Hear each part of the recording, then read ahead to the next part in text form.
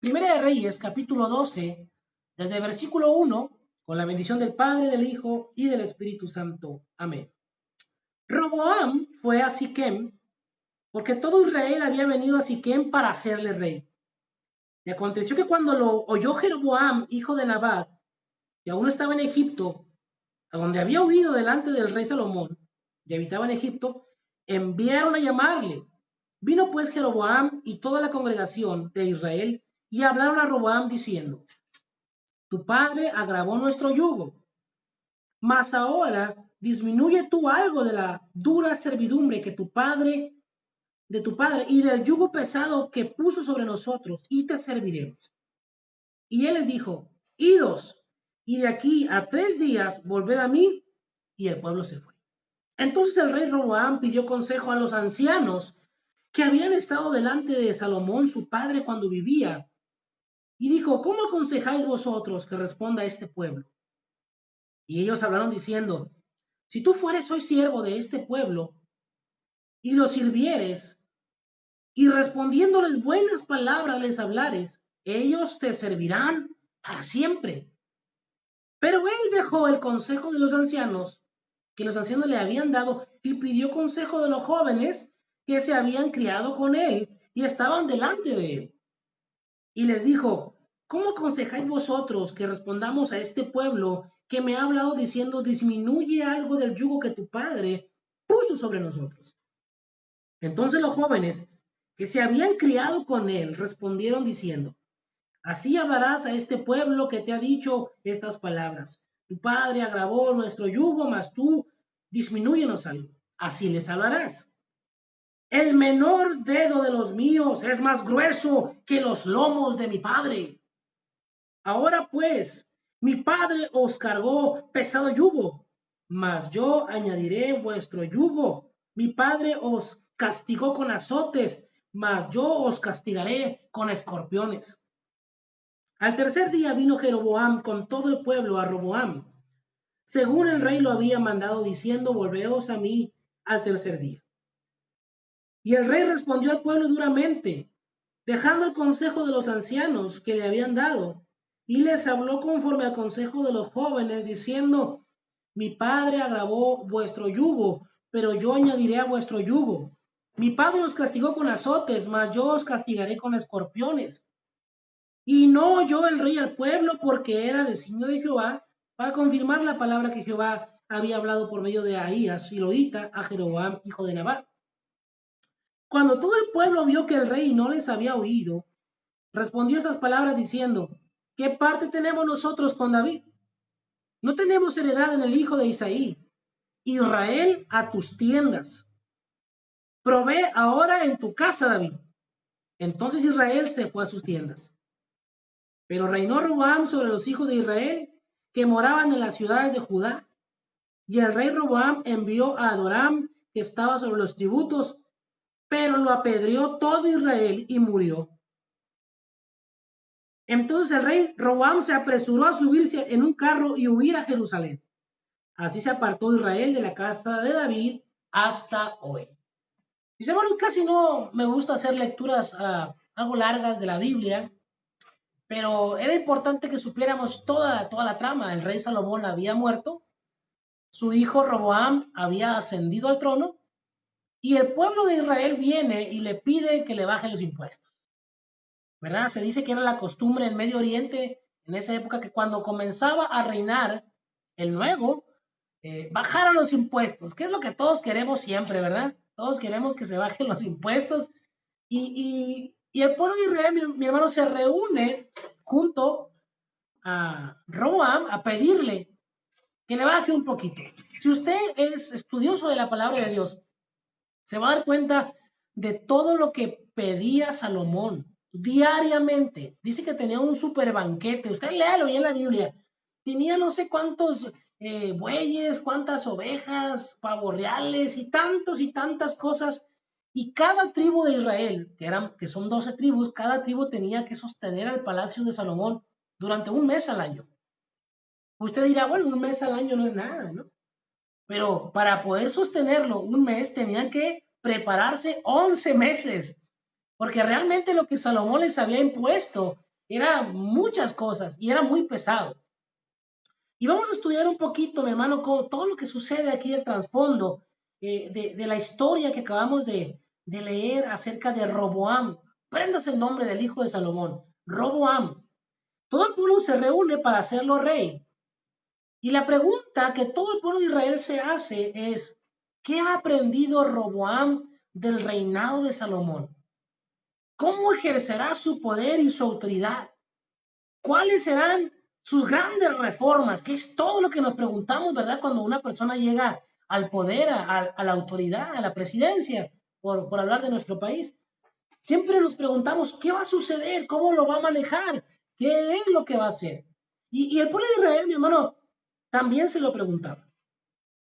Al pueblo lo aquejaba un gran problema y deseaban que este nuevo rey, pues, aliviara un poco el peso del yugo que había sido heredado de Salomón, su padre, que hiciera lo contrario de lo que Salomón había hecho, porque en el libro de la ley, Dios había dicho que si se levantaba un rey en Israel, cuando llegase a levantarse un rey en Israel, tenía que hacer ciertas cosas y dejar de hacer ciertas cosas.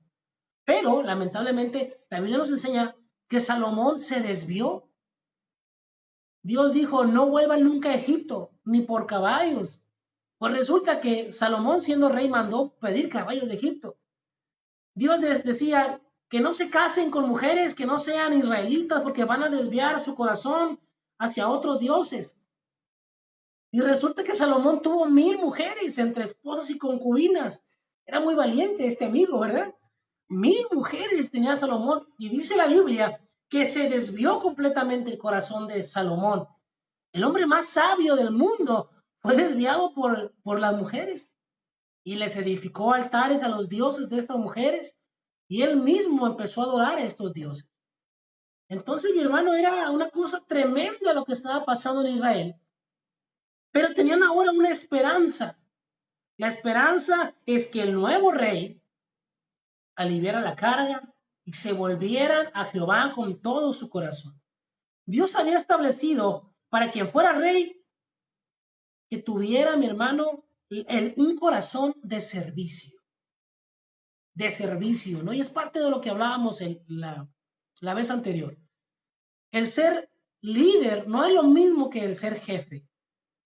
Y Dios había establecido para el rey de Israel que fuera un rey diferente a los reyes que gobernaban alrededor en aquellas naciones inconversas. Dios había establecido para el pueblo de Israel que el rey debería ser servidor del pueblo. ¿Qué es lo que decimos nosotros, verdad, en nuestro país?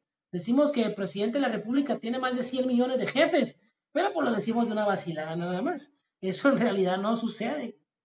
Pero Dios sí había establecido que el rey tenía que ser servidor de su pueblo. Y el pueblo, mi hermano, le propone a Roboam, en el versículo 4 y 5, pues que le baje el impuesto, que le baje la carga, y el hijo de Salomón tiene que tomar una determinación. Y dice la Biblia que pide consejo a los ancianos que estaban delante de su padre Salomón, asesores del rey Salomón. ¿Se imagina qué calidad de consejeros eran estos? Que Salomón, el hombre más sabio de su época, los había elegido para que le aconsejaran. Estos hombres, estos ancianos, ciertamente debían haber sido hombres preparados, hombres con integridad, hombres sabios. El consejo fue, si tú fueres hoy siervo de este pueblo y lo sirvieres y le respondieres buenas palabras, ellos te servirán para siempre. Fíjese lo que le están diciendo los ancianos a este jovencito, a este muchacho. Le están diciendo, si tú les sirves a ellos y les hablas bien, ¿verdad? Como dice el proverbio, la blanda respuesta calma la ira. Ese proverbio, ¿quién lo escribió? Salomón. O sea que Roboam debía saberlo. Él debía saber este proverbio. Si les hablas bien, si tú les sirves, el pueblo te va a servir para siempre. Siempre. Si hay una cualidad, mi hermano, que debe de tener un servidor, porque estamos hablando del servicio, estamos comenzando una serie de sermones acerca del servir. Una cualidad indispensable de un servidor es que debe ser enseñable. Un servidor debe dejarse enseñar. Ahí reside las raíces de la sabiduría, en estar siempre dispuesto a aprender. El otro día yo estaba leyendo un libro que tengo por aquí, que es de la pastora, y es un libro de un pastor, y platicaba acerca del hombre, y dice el nombre y todo, pero a mí sí me olvidó. El hombre, la persona, el ser humano que inventó el deporte llamado judo. Quizá usted conozca este deporte, ¿verdad? El judo. Dice que este hombre aprendió el arte marcial del jiu-jitsu, y después de una serie de estudios y técnicas, él convirtió el jiu-jitsu en algo más práctico, y lo hizo judo. El caso que el judo fue la primera competencia oriental que se admitió en los Juegos Olímpicos. Creo que toda la fuerza policíaca en Japón eh, tienen que aprender judo, etcétera, etcétera, etcétera, ¿no? Dice que era un hombre, ya sabe cómo son los orientales, ¿no? Disciplinado. Pero él, cuando iba a morir, dice este relato del libro que estoy leyendo, que le habló a todos sus discípulos y les dijo: cuando me vayan a enterrar, no me vayan a poner un cinturón negro. No soy cinta negra todavía, me ponen mi cinta blanca. Usted sabe, la cinta negra, doble cinta negra, triple cinta negra, etcétera, etcétera, representa los grados de conocimiento de una persona en artes marciales, de un maestro, de no sé cuánto, ¿verdad? Yo no sé de eso, pero eso significa. Lo que este hombre estaba diciendo es que yo no soy maestro todavía, yo todavía necesito aprender. Y uno, mi hermano, como le digo, de lo más importante, de las más importantes cualidades para servir es estar dispuestos a aprender. Todos los días debemos saber que se puede aprender algo nuevo. Para ser usted una persona enseñable, no debe ser usted la persona más inteligente, la más dotada, la más culta, sino estar dispuesto, disposición. ¿Qué decíamos? Un espíritu como el de Elías. La disposición. Tener una actitud de aprender, de pedirle a Dios que ponga en nosotros un corazón dócil, un corazón moldeable, ¿verdad? Como el Play-Doh. Que podamos tener un corazón listo.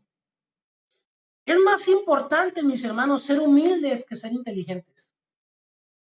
Es más importante ser humilde que ser inteligente. En la iglesia se necesitan más hombres y mujeres dispuestos a ser exhortados, enseñados y consolados que mentes llenas de conocimiento intelectual.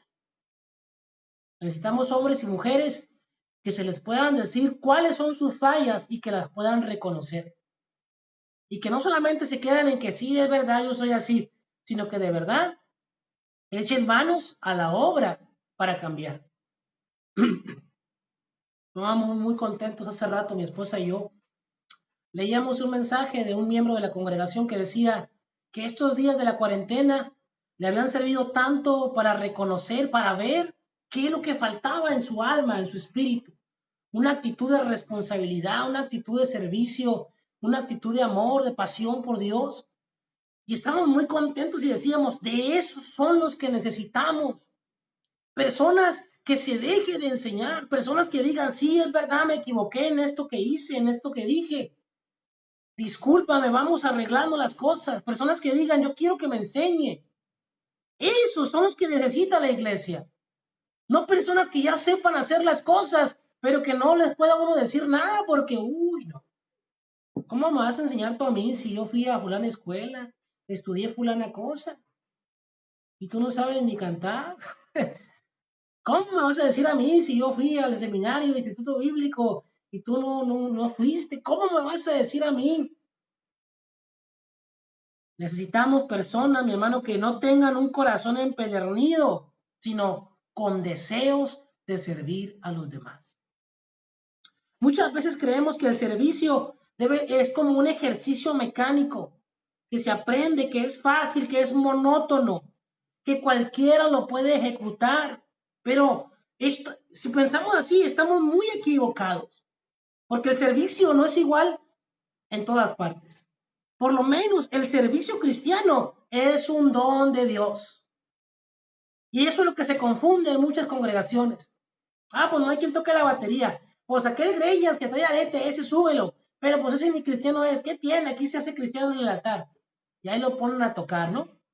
¿Y quién va a ser aquello? ¿Quién va a ser? No, pues aquel es contador que va a ser, que sea el secretario de la iglesia. No, mis hermanos. Tener las habilidades, tener los conocimientos seculares no implica que podamos servir en el reino de los cielos. El servir es un don de Dios. E inspirados por Jesús, no ponemos a cualquiera a hacer cualquier cosa. Tenemos que conocerle, saber cuánto conoce del Evangelio. Y no estoy hablando de conocimiento intelectual, sino del fruto que se ve en una vida que se consagra delante de Dios. Es complicado. Mucha gente se me ha ido aquí de la iglesia. Predicadores, evangelistas, que me han dicho, yo soy predicador, yo soy evangelista, yo fui pastor, yo fui músico, y se me han ido. ¿Saben por qué se me van? Porque no aguantan la silla. No aguantan la silla, les pesa. Les he dicho, gloria a Dios, mi hermano, necesitamos a gente como usted aquí en este lugar. Lo único que necesito es que se siente un rato ahí. Siéntese un tiempo para que la iglesia lo vea, lo conozca y para yo conocerlo también. No aguantan, porque quieren servir inmediatamente. Y no, mi hermano, las cosas no son así. Luego pongo a servir a cualquier Pedro que pasa por la calle y al rato me queda mal, ¿verdad? Que anda borracho, que anda tocando en el mundo, que esto y que el otro. Y ese no es el que tocaba ahí en la iglesia del pastor Elías. Imagínense, qué vergüenza. No, mi hermano, tenemos que tener de parte de Dios el don de servir. Aleluya. Necesitamos la asistencia continua del Espíritu Santo en nuestra vida y la sabiduría que viene de la palabra de Dios para poder servir. El servir en la casa del Señor no es cualquier cosa. Oiga, para ser diácono en la iglesia primitiva, para repartir en las mesas, o sea, para ser mesero, para repartir la comida, dice la Biblia, el libro de los Hechos, que tenían que ser hombres llenos del Espíritu Santo. Porque hasta para repartir la comida se necesita tener el Espíritu Santo. Porque a mí me diste más. A mí me diste menos. A mí me serviste al último. No, pues es que el hermano y que la hermana, para servir las mesas se necesita el Espíritu Santo. ¿Cuánto más, mi hermano, para hacer otra labor dentro de la iglesia? Es increíble. Y vamos a regresar a la historia que estamos mirando de Roboam. El consejo que le dieron los ancianos a Roboam es el mismo consejo que Jesús le da a sus discípulos en Marcos 10, 43 y 44. El que quiera hacerse grande entre vosotros será vuestro servidor. Y el que de vosotros quiera ser el primero será siervo de todos. ¿Sabe? Hasta el día de hoy aquí en la congregación, cuando hemos tenido alguna actividad donde servimos comida, la pastora y yo somos los primeros que nos ponemos a servir. Repartiendo los platos en las mesas, repartiendo las sodas, lo que sea que hay que repartir, somos los primeros. ¿Por qué? Porque no queremos que nadie más se meta a la cocina, ¿no? Eso no es. Queremos darles el ejemplo que Jesús nos dio a nosotros. Él se puso a lavar los pies de sus discípulos. Él nos enseña que tenemos que servir, mi hermano, primero a los demás. Hay muchos que cómodamente dicen, los pastores ya van a servir, qué bien, aquí me voy a sentar, a ver si me sirven a mí primero. Pero no se trata de eso. Yo digo, oh Dios, ábreles el entendimiento. No puede ser que se queden sentados. Y no estoy hablando nomás de la congregación aquí, estoy hablando de la iglesia en general. Hay gente que no les cae el 20, que como dicen por ahí, ¿verdad? El que no vive para servir, no sirve para vivir. Imagínense, mi hermano, que todos nos levantáramos. Nosotros, mi hermano, ¿cómo responderemos a este consejo del Señor Jesús? ¿Abrazamos la sabiduría o seguiremos en nuestra necedad? ¿Serviremos al Rey de Reyes y a su pueblo o nos serviremos a nosotros mismos? Me ha tocado ver en algunas partes donde he ido de visita, ¿verdad? y al final del servicio sirven la comida.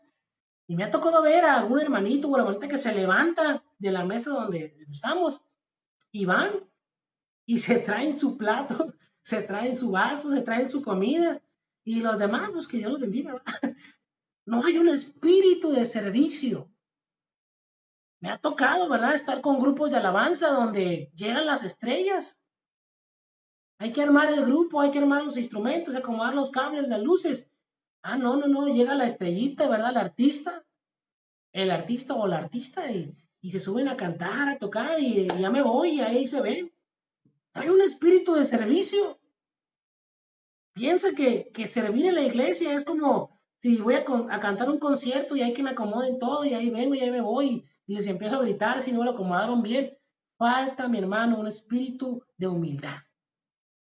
El servir es un don de Dios.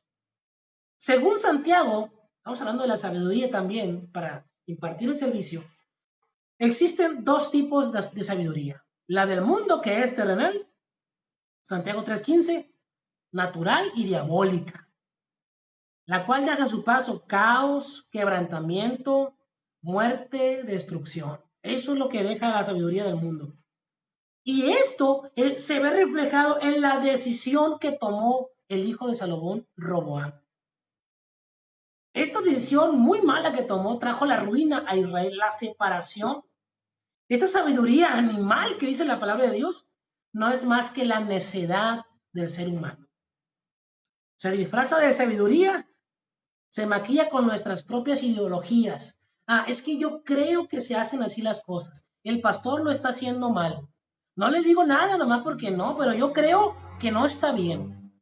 O a lo mejor sí le digo que está mal. Acabarla, ¿no? Pero eso es lo que usted cree, no es lo que la palabra de Dios dice. Tenemos, mi hermano, que dejar la necedad. Pero la sabiduría verdadera, que es la que viene del cielo, es pura, pacífica, amable, buena, llena de misericordia y llena de frutos. Llena de frutos, mi hermano. Sin incertidumbre, sin hipocresía, dice Santiago 3:17.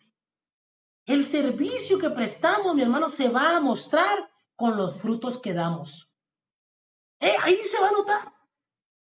Usted puede servir muchos años, pero si no está dando frutos, ¿qué quiere decir? Que su servicio no es bueno. Su servicio le falta algo si no hay frutos en él. ¿De qué está hablando, hermano? Bueno, es que nosotros tenemos que reproducirnos como iglesia. Yo como pastor debo pastorear las iglesias y estar al pendiente de quién tiene actitudes para pastorear, para poder reproducir a otro pastor. Si usted es músico, cantante, maestro, evangelista, debe estar al pendiente de quién va a ser una persona que usted vaya a producir. Tenemos que dar frutos. Tenemos, mi hermano, que aprender a abrir nuestros ojos. Esta sabiduría de Dios posee los atributos de Cristo, porque Cristo es la sabiduría de Dios. Pablo define a nuestro Señor en 1 Corintios 1:24 como Cristo, poder de Dios y ¿qué? Sabiduría de Dios. Él es el principio, Él es el fin de la sabiduría. Por lo tanto, mi hermano, cuando escogemos no servir a Dios, cuando rechazamos el consejo de Cristo, rechazamos a Cristo mismo. Decimos, sí, yo quiero a Cristo, pero no quiero que me diga cómo vivir mi vida, cómo educar a mis hijos, cómo tener un matrimonio. Eso lo voy a decidir yo. Y aunque no lo decimos, sí lo hacemos. Porque no estamos llevando a cabo lo que el consejo de la palabra de Dios nos dice que hagamos. A mí me llama mucho la atención, mi hermano, porque mire, un consejero no es cualquier persona. Es una persona experimentada en cierto tema, capaz de colocarse en el lugar del aconsejado.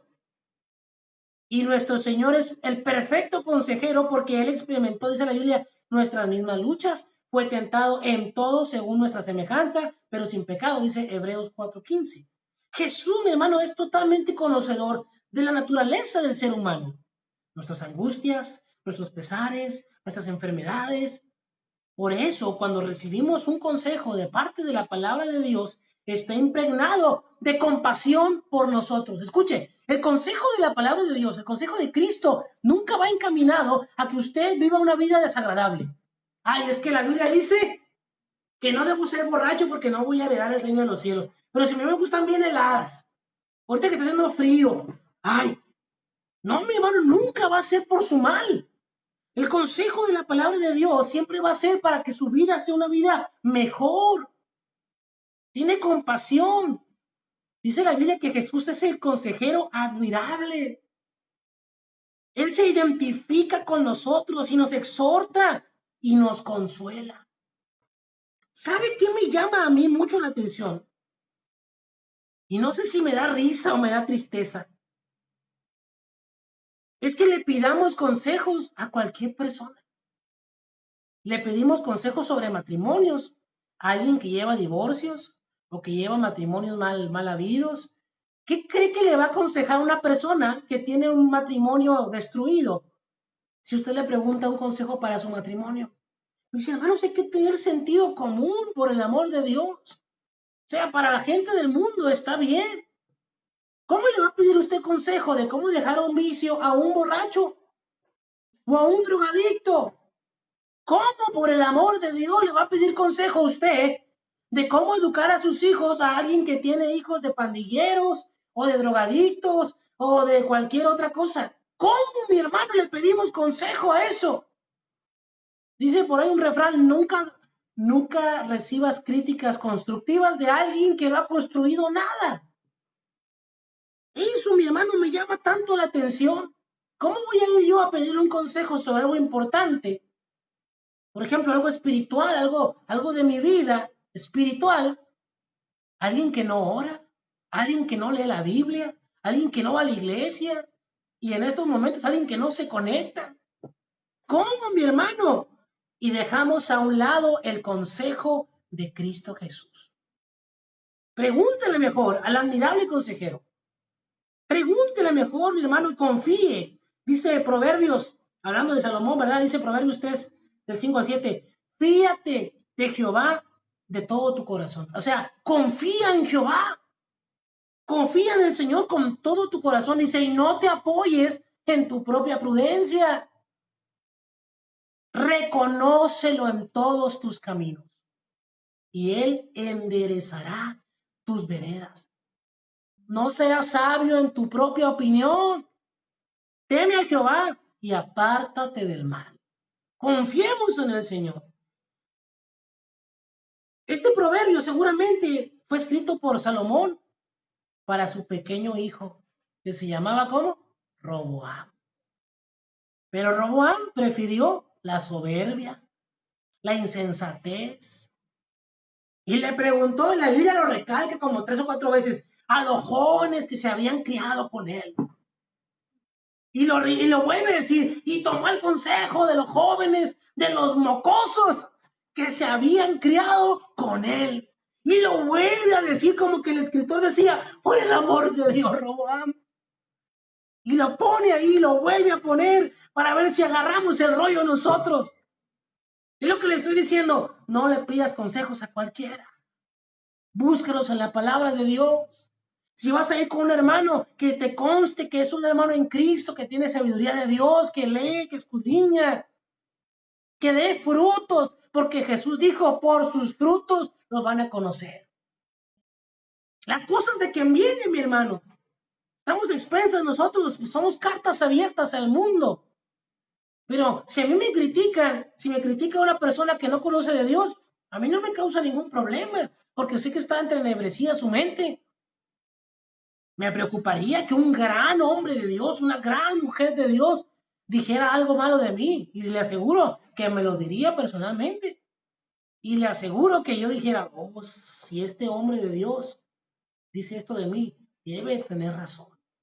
Las cosas, mi hermano, los consejos, el servicio, la sabiduría, que vengan de parte de Dios, aleluya.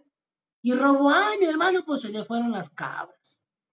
Y al contrario, vemos la persona de Cristo Jesús que fue obediente, dice la Biblia, ¿qué? En todo. Dijo él, yo vengo a hacer la voluntad de mi Padre. Una vez le querían dar de comer, dijo, mi comida es hacer la voluntad de mi Padre y acabar mi obra. Roboam, según la Biblia, debía él redactar, copiar el libro de la ley de Dios.